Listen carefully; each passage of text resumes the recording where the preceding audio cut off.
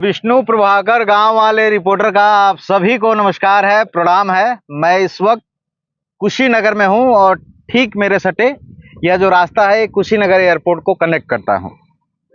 मेरे साथ एक ऐसे युवा हैं, हमारी ये दूसरी मुलाकात है इनसे, लेकिन मैं इनको देखता रहता हूं, इनको वॉच करता रहता हूं। और आज के दौर में जब ऐसे युवा मिलते हैं तो लगता है कि असली भारत का भविष्य गुरु यही है। नाम है ओजस्वी मिश्रा, कुशीनगर के रहने वाले हैं, सिविल सर्विस की तैयारी भी करते हैं, बीटेक भी किए हुए हैं, इंजीनियर साहब भी हैं। लेकिन इसके बाद भी समाज के लिए जीना, मैं जब भी ओजस्वी को देखता हूं तो मुझे लगता है कि इस युवक में वो ताकत है जो समाज के लिए कुछ करने की चाहत रखता है। कभी किसी बेटी की शादी कराने के लिए भीख मांगता है, कभी किसी लड़की का घर बनवाने के लिए भीख मांगता है, तो कभी किसी मुस्लिम भाई के निकाह के लिए भी भीख मांगता है। उसके साथ भी सबसे अलग बात यह है कि यह पर्यावरण प्रेमी है। मुझे लगता है आपकी उम्र 30 से 32 साल होगी। 27 साल 27 साल का युवा अब तक 30,000 पेड़ लगा चुका है, 30,000 से ज्यादा। पहले तो भैया मैं आपको प्रणाम करूंगा। मैं आपको बधाई दूंगा जोशी जी। आपने इतनी तारीफ कर दी। ये सब जो मैं कर पाता हूँ ये जन सहयोग से हो पाता है जी। और जीवन का एक ही मार्ग होना चाहिए मेरे समझ से, जो भारत को समझता हूँ, वो है कि सत्कर्म के रास्ते मृत्यु को प्राप्त करना। वाह। इसी मार्ग पे मैं चल पड़ा हूँ और ये सिलसिला मैं चाहता हूँ, ईश्वर से प्रार्थना करता हूँ कि जीवन के आखिरी दिन तक ये मेरे जीवन का हिस्सा रहे। अब्दुल कलाम साहब की तरह कि वो शिक्षक रहना चाहते थे तो वो शिक्षण करते वक्त ही उनका निधन हुआ था, वैसी मृत्यु प्राप्त करना चाहता हूं। नहीं, बहुत अच्छी बात है ओजस्वी जी, ताकि मैं आपको देखता हूँ, मेरी आपसे बात कम हो पाती है लेकिन मैं वॉच करता हूँ और उन लोगों को तो मैं बहुत ज्यादा वॉच करता हूँ जो लोग समाज में कुछ अच्छा करने की चाहत रखते हैं। क्योंकि गांव वाले रिपोर्टर हमेशा चाहते हैं ऐसे लोगों को सामने लाया जाए जिससे समाज में एक ऐसी एक्टिविटी हो कि और लोग उनको देखकर जो है जागरूक हो। ये जज्बा आया कैसे? ताकि ब्राह्मण परिवार से आप ताल्लुक रखते हैं, पिताजी कहते हैं कि बीटेक कल बड़ा इंजीनियर जा बन जाए, का झूठे पेड़ पाड़ लगाओ, का झूठे जौन बाटे है लोग खातिर चंदा मानता है, इस शोभा देला का? बिल्कुल शोभा देला। हाँ। हमारे बड़े बाबा 1926 में जी डिप्टी कलेक्टर बनाए गए थे। अच्छा। और वो गांव लौट गए थे और उन्होंने अपने बगीचा लगाया। हाँ। अपना लेखन पाठन का कार्य किया, भोजपुरी लोक साहित्य को आसमान पे पहुंचाने का काम किया जी। तो ऐसी नहीं है कि ये मैं पहली बार अपने खानदान से निकल के कर रहा हूँ। हाँ। दूसरी बात ये है भैया कि मैं सिर्फ ब्राह्मण नहीं हूँ, मैं सभी समाजों से, मेरे डैडी के संघर्ष के दिनों में हर जाति वर्ग का सहयोग मिला और इसलिए आज मैं बोलने के काबिल भी हूँ। तो मेरे इस जीवन के यात्रा में सभी, मतलब विशेषकर जो मजदूर वर्ग है, उस वर्ग का बनाया हुआ एक व्यक्ति का नाम ओजस्वी। वाह, बहुत अच्छी सोच है ऋषि जी। लेकिन एक बात हमको बताइए, बीटेक आप कर लिए हैं, सिविल सर्विस की तैयारी कर रहे हैं, पिताजी तो कहते होंगे नौकरी करो बाबू तब भी आवा हुई। बहुत सौभाग्यशाली हूँ इस मामले में कि मेरे पिताजी इन सब चीजों से बहुत ऊपर है। अगर मैं इतना व्यापक तौर पे अगर कुछ कर पा रहा हूँ या सोच पा रहा हूँ तो ये कहीं ना कहीं मेरे नींव में होगा कि त्याग करना है, समाज की सेवा हर स्थिति में करनी है। ये बात सही है कि मैं जब इंजीनियरिंग करने के बाद मेरे पास 13 लाख की नौकरी थी, पैकेज था। 13 लाख का पैकेज था। वाह। जब मैं बीटेक से इस रास्ते पे मुड़ा तो ऐसा नहीं था कि मैं बेरोजगार था, लेकिन मुझे भारत को जगाना है। मेरा भारत सो रहा है, मेरा भारत अपने मूल कामों से भटकने जा रहा है, तो न भटके, इसीलिए मेरा भारत विश्व गुरु बन सके, इसलिए मैं जगाने निकला हूँ। ये फकीरों का देश है। गौतम बुद्ध के पास तो सारे संसाधन थे और गौतम बुद्ध के नगरी में खड़ा हूँ, तो राजा जब राजपाट छोड़ देता है तो आप सोच सकते हैं कि उसको धन का महत्व तो रहा होगा। उसके पास तो पर्याप्त था, उसको जमीन भी जितना चाहते वो पा सकते थे, उन्होंने नहीं पाया। तो कहीं ना कहीं इनसे ऊपर भी एक जीवन है जिसको हम लोग कहीं ना कहीं भौतिक संसाधनों और ग्लोबलाइजेशन के वर्ल्ड में हम लोग जो प्रोफेशनलिज्म की तरफ बढ़ रहे हैं, लेकिन हम अपने रियल फिलॉसफी को छोड़कर बढ़ रहे हैं, ये गलत है जी। अपने मूल से नहीं हटना चाहिए। नहीं, बिल्कुल नहीं। पेड़ लगाने का आइडिया ये कैसे आया?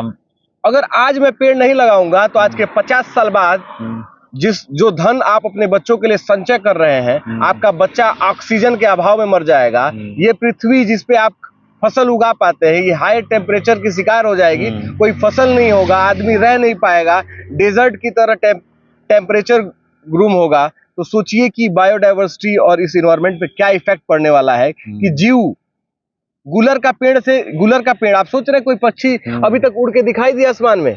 नहीं दिखी ना, क्योंकि गुलर कट गए हैं, और गुलर अगर नहीं बोए गए तो पक्षियां नहीं रहेंगी। वो उनका जीवन है, उनका भोजन है। तो मैं इस प्रकृति का ही एक पुत्र हूँ। मेरे पहले भी बहुत लोग पैदा हुए, मेरे बाद भी बहुत लोग पैदा होंगे, लेकिन मैं प्रकृति का बेटा हूँ, माँ धरती का बेटा हूँ। तो माँ धरती को बचाने के लिए ये मैंने अभियान शुरू किया है, ताकि ऐसा नहीं है कि मैं ये करके मैं ही पूरा पेड़ लगा दूंगा। मेरा एक ही मकसद है, ये इस विचार को जागृत करना कि हमें पेड़ लगाना चाहिए, और लोग जागरूक होके आगे आए। अभी मैं आपका एक वीडियो देख रहा था सोशल मीडिया पे। लोग अक्सर कभी किसी नेता से मिलते हैं, विधायक सांसद से मिलते हैं, तो सोचते हैं कोई सीटिंग बना ले, कोई काम जमा ले। मैं देख रहा हूँ ओजस्वी मिश्रा जो है, कभी मनोज तिवारी के घर के बाहर पेड़ लगा रहे हैं, तो कभी किसी सांसद के घर के बाहर पेड़ लगा रहे हैं। तो कैसा रिस्पांस मिलता है ये बताइए? ऐसे बहुत अच्छा, मतलब मुझे तो इतना अच्छा एप्रिसिएशन बड़े भाई मनोज तिवारी जी ने दिया कि मैं उसकी प्रशंसा शब्दों में नहीं कर सकता। उन्होंने बहुत एप्रिशिएट किया। उन्होंने कहा कि मेरा दरवाजा हमेशा आपके लिए खुला हुआ है, इस तरह की आइडिया आप के साथ आप काम करते हैं। मैंने उनको हेलमेट दिया, मैंने 394 हेलमेट बांटे हैं। अच्छा। तो 394वां हेलमेट जब उनको दिया तो उन्होंने कहा कि लगातार मोटरसाइकिलों खरीदे पड़ी। अच्छा। मैंने कहा इसलिए नहीं दे रहा हूँ, मैं इसलिए दे रहा हूँ कि आपके यहाँ बहुत लोग आते हैं जो बुके गिफ्ट करते हैं, तो वो कहीं हेलमेट गिफ्ट करना शुरू करें तो मेरे जैसे नौजवान को आपसे ही हेलमेट मिलने लगेगा और मैं रोड पे बांटना शुरू कर दूंगा। क्या बात है, बहुत बड़ी सोच है। और ये हेलमेट बांटना भैया, आईसीयू का बेड नहीं दिला पाता हूँ। पूरे भारत भर से मुझे फोन आते हैं, ओजस्वी भाई, और ओजस्वी के पास तो ऐसा कोई संसाधन और साधन नहीं है कि ओजस्वी रिक्वेस्ट करके ही बेड दिला पाता है या मांगता है सोशल मीडिया के माध्यम से। तो मैं नहीं दिला पाता था, तो फिर मैंने केस स्टडी किया। मैंने 306 मामलों में बेड नहीं दिला पाया, और 306 में 296 केसेस थे कि अगर वो व्यक्ति हेलमेट लगाया होता अच्छा, तो वो बच गया होता। उसको छोटे छोटे चोट लगे थे, बस ब्रेन में चोट लगी थी। अच्छा। तो वो तुरंत ट्रीटमेंट न मिल पाने से या ब्रेन हेमरेज हो जाने से वो मरे थे। तो उन परिवारों का चिंगाड़ जब मुझे आता था तो मैं उससे भय खाता हूँ। मैं नहीं चाहता हूँ कि कोई हेलमेट लगाए बगैर अपने घर से निकले। तब से ये जज्बा जग गया। हाँ बिल्कुल। लोग को समाधान, जब देखिए कोई भी मार्ग आदमी तभी अपनाता है जब उसका कोई समाधान ढूंढता है। मैं समाज की समस्याओं का समाधान ढूंढने निकला हूँ। ग्लोबल वार्मिंग से कैसे बचें, इसलिए पेड़ लगा रहा हूँ। हेलमेट बांट रहा हूँ कि लोग जागरूक हो, हेलमेट हर स्थिति में लगाएं, इसलिए हेलमेट बांट रहा हूँ। शिक्षण का भी मैं बहुत सारे संस्थानों के लिए काउंसलिंग करता हूँ। वो भी मैं बहुत सारे एनजीओ के लिए, दुर्गा फाउंडेशन जी का मैं काम करता हूँ। महज 11 रुपया लेता हूँ, क्योंकि आशीष मिश्रा भैया इस जिले का नाम पूरे विश्व के पटल पे रखना चाहते हैं। गरीब बच्चों को शिक्षा दिलाना चाहते हैं, जो मतलब टैलेंटेड हो। तो उनके साथ मैं बस 11 रुपया लेता हूँ। अच्छा, वाह, क्या बात है। अच्छा, ये जज्बा आया कैसे मन में? ताकि आज का जो दौर है, एक तरफ से मैं देख रहा हूँ आज के दो बातें हैं आपके जैसे, आपकी उम्र के युवा, एक तरफ मैं देखता हूँ कई युवा ये सोचते हैं कि मैं बड़ा बिजनेसमैन बनूं, मैं बड़े पद पे जाऊं, रौला लश्कर हाव ताव सब हो। कई जगह मैं देखता हूँ तमाम युवा नशे के धुत में जा रहे हैं। वहीं एक युवा ऐसा है जो सोचता है कि मुझे समाज के लिए जीना है। हाँ, मैंने कहा ना आपसे कि ये भारत माँ है, ये भारतीय संस्कृति है। ये भारत पूर्व से विश्वगुरु था, आज भी विश्वगुरु है। वो अध्यात्म से था, अपने जीवन के जानने से था, आत्मा और परमात्मा के संयोग से था। तो उस चीज को मैं जानता हूँ कि मेरा आखिरी गंतव्य मृत्यु है। मैं पैदा हुआ था तो भी सहयोग से, एक डॉक्टर, एक मिडवाइफ, एक मेरी माँ और एक असिस्टेंट, या एक जो आदमी जो मेरे पिता मेरी माँ को लेकर गए होंगे, कम से कम 5 लोगों के सहयोग से मेरा जन्म हुआ था। मैं जब मरूंगा तो भी 4 लोगों के कंधे होंगे, एक आदमी का आग होगा, तो मैं 5 लोगों के हाथों अंतिम अपने जीवन की यात्रा भी करूंगा। तो जीवन शुरू में भी और आखिरी में भी 5 कंधों पे ही है। अच्छा, मुझे लगता है यह बात अगर आज का युवा समझे तो वो तमाम गलतियां तो करेगा ही नहीं। ओजस्वी करना क्या चाहते हैं? ताकि अब सवाल ये भी आएगा, तमाम हमारे दर्शक ये कहेंगे क्या ओजस्वी नेता बनना चाहते हैं? क्या ओजस्वी विधायक सांसद बनना चाहते हैं? आखिर क्यों इसलिए कर रहे हैं? क्योंकि आज का जो दौर ऐसा है ओजस्वी जी, इस बात को अन्यथा मत लीजिएगा, कि तमाम राजनीतिक लोग, चाहे वो समाज सेवी लोग को लीजिए, अगर कोई व्यक्ति समाज सेवा करता है, किसी के लिए कुछ करता है, तो पहले ही चर्चा होता है, अरे बाबू बाबू चुनाव लड़िए लिए जन बाटे ही करत हमें। ओजस्वी क्या सोचते हैं? ताकि आप युवा हैं, खुलकर बोलिए। मैं राम को मानने वाला हूं। मैं किसी परिणाम, किसी लक्ष्य को लेकर सेवा नहीं कर रहा हूं। मेरा एक ही गंतव्य है, मृत्यु। अगर मेरा लक्ष्य जो है, लक्ष्य प्राप्ति, मैंने कहा कि मैं मृत्यु पाना चाहता हूं, जिसको ध्येय कह सकते हैं, अब्दुल कलाम साहब की तरह, तो मैं उस रास्ते पे चलना चाहता हूं। मैं विधायक सांसद बनना समाज सेवी के लिए गलत नहीं है। बिल्कुल। अच्छे समाज सेवियों का राजनीति में जाना और विधायक सांसद बनना आवश्यक है, ये आवश्यक है।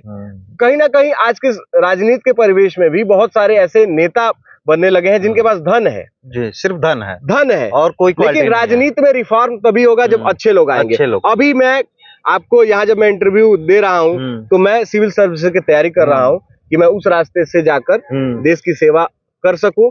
राजनीति मेरा मकसद और समाज सेवा के मकसद से राजनीति में जाना मेरा कोई इरादा नहीं है। अच्छा, लोगों को जागरूक करना है। मैं हेलमेट दिल्ली में बांट रहा होता हूँ, मैं खून दिला रहा होता हूँ आपके फरीदाबाद में, तो मैं तो काम अलग अलग दिशाओं में कर रहा हूँ। तो मैं तो एक जगह क्षेत्र को, एक क्षेत्र के लिए काम करता, नियत ही यही है कि किसी के लिए कुछ न कुछ करना। और मैं जो भी कर पाता हूँ उसमें मेरा योगदान कुछ भी नहीं है। समाज में आज भी भैया महान लोग हैं, बिल्कुल है, महान लोगों से भरा पड़ा है ये धरा। बस आपको एक अच्छी और सच्ची निष्ठा के साथ एक इनिशिएटिव लेना है। ये समाज बहुत अच्छा है, बिल्कुल। समाज में कुछ लोग खराब हैं, नहीं तो आज भी समाज बहुत अच्छा है। अगर समाज अच्छा नहीं होता तो मैं ओजस्वी कोई काम नहीं कर पाता। बिल्कुल बिल्कुल, ये समाज के सहयोग से ही हो पाता है। आप युवा हैं, एक सवाल, ताकि आप राजनीतिक व्यक्ति तो हैं नहीं, लेकिन एक सवाल मैं करूंगा।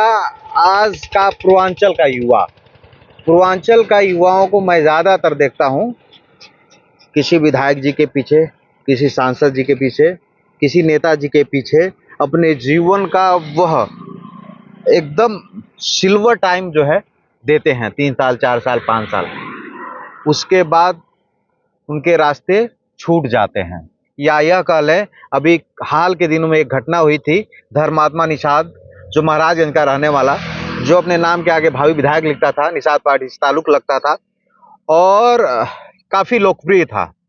उसने सुसाइड किया और आरोप निषाद पार्टी के राष्ट्रीय अध्यक्ष संजय निषाद पर लगाया, और यह भी लगाया कि मैं अपने जीवन का 10 साल दे दिया और मुझे मिला बदले में मौत।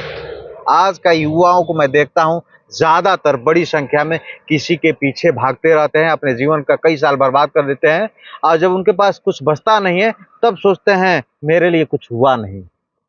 आप क्या सोचते हैं इस पूरे प्रकरण पे एक युवा होकर? कभी भी मैं भी किसी विधायक के पीछे बैठता हूं या जाता हूं, किसी सांसद के सानिध्य में भी मिलता हूं, जुलता हूं, मैं सीखता हूं उनकी स्पेशलाइजेशन क्या है, मैं तो उनसे अडॉप्ट करता हूं। मैंने बहुत अच्छे नेताओं से सीखी है। तो ऐसा नहीं है कि किसी नेता के पीछे चलने का मतलब ये नहीं होता है कि अपने को बर्बाद कर लेना, लेकिन अपना ध्येय क्लियर होना चाहिए कि हम यहाँ बैठे हैं तो हम अच्छी चीजें सीखें।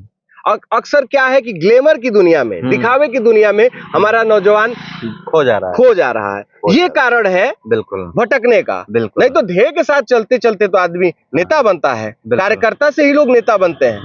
तो विधायक पीछे, सांसद के पीछे घूमना बुरी बात नहीं है, वो तो कार्यकर्ता निर्माण का एक श्रृंखला है, वो शुरुआती दौर है, तो मैं उसको गलत नहीं मानता। लेकिन उसमें आपका भी ध्येय स्पष्ट होना चाहिए कि आप कर्म से बने, किसी के प्रभाव और आशीर्वाद और कृपा के पात्र न रहे। विजन क्लियर रहना चाहिए।